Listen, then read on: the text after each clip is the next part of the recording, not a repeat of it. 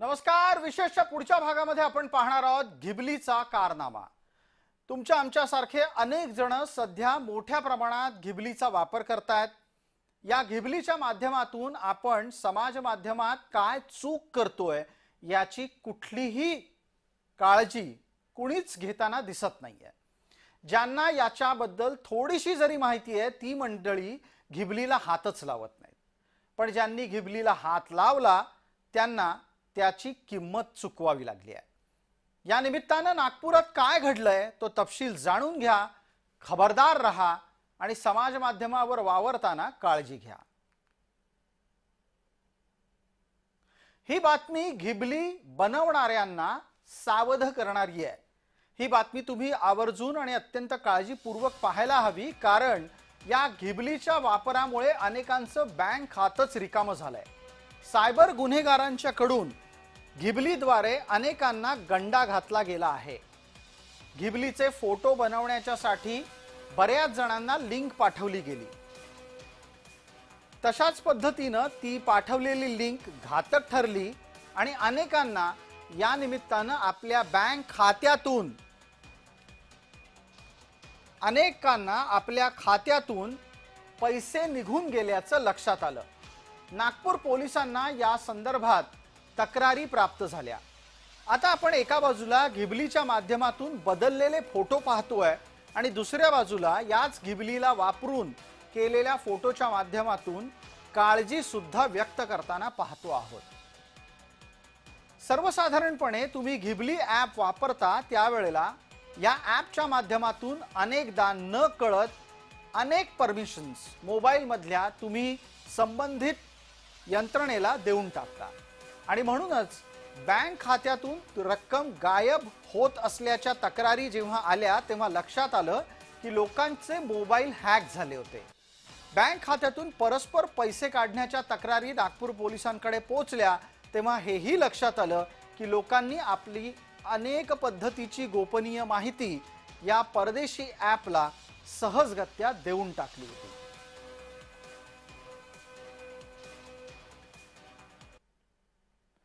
Social मीडियावर Ghibli ॲपची धूम दिसली. अनेक नेत्यांनी त्यांचे फोटो सुद्धा बदलले. पण असं करत असताना केवळ आणि केवळ आपला नेता किंवा आपण ज्याचे फॅन आहोत तो करतोय म्हणून आपणही करायला जात असाल तर काळजी तुम्ही घ्यायची आहे, कारण तुम्ही स्वतःचं खातं म्हणजेच सोशल मीडिया अकाउंट खुलं करत असता. खरंच खूप चांगले आहे. ए टेक्नॉलॉजीचं खूप चांगला वापर होतोय आणि हे लोकांना खूप आवडतंय. मी पण आज सकाळी माझ्या फॅमिलीचा एक छान फोटो केलेला आहे आणि मी सोशल मीडियाला टाकलेला आहे. त्यामुळे खूप चांगलं वाटतंय आणि इंडिया असाच छान प्रकारे पुढे पडतोय. नवीन नवीन टेक्नॉलॉजी येते त्याचा खूप अभिमान पण आहे. छान वाटतंय. गिबली इमेज म्हणतात त्याला. मी कालच बघितलंय आणि यामध्ये मी पण सुद्धा सहभागी झालोय. एवढं मोठं आपलं जग आहे आणि कुठंतरी याच्यामध्ये असे नवीन नवीन तंत्र येऊन आणि असे ते इमेज तयार होतात. तर भारी वाटतंय आणि यामध्ये मी सुद्धा सहभागी झालोय आणि अनेक राजकारणी सुद्धा त्यांच्या पोस्ट करतायत आणि भारी वाटतंय. हे आहे तर छान, पण या माहितीचा किंवा आपले फेस रेकग्निशन जे त्यातनं केलं जात आहे आणि त्यातनं जी इमेज तयार केली जाते याचा कुठं तरी गैरवापर होता कामा नये.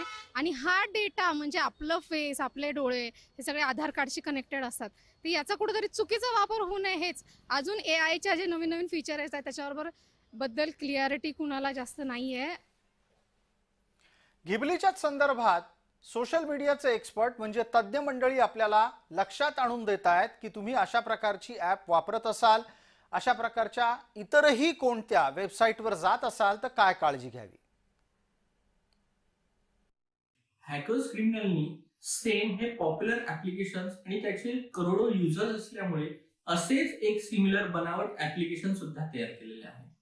हे ऍप्लिकेशन मध्ये तुम्ही डाउनलोड केले आणि इन्स्टॉल केले की तुमचा मोबाईल जो आहे तो हॅक व्हायचे खूप जास्त चान्सेस आहेत.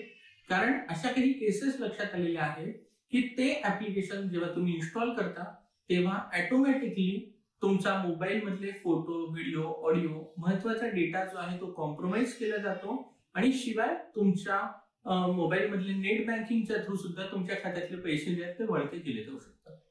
त्यामुळे हॅकर्स हे बनावट ऍप्लिकेशन्स एपीके फाईलच्या माध्यमातून अथवा एखाद्या लिंकच्या किंवा फोटोच्या माध्यमातून व्हायरल करत आहेत.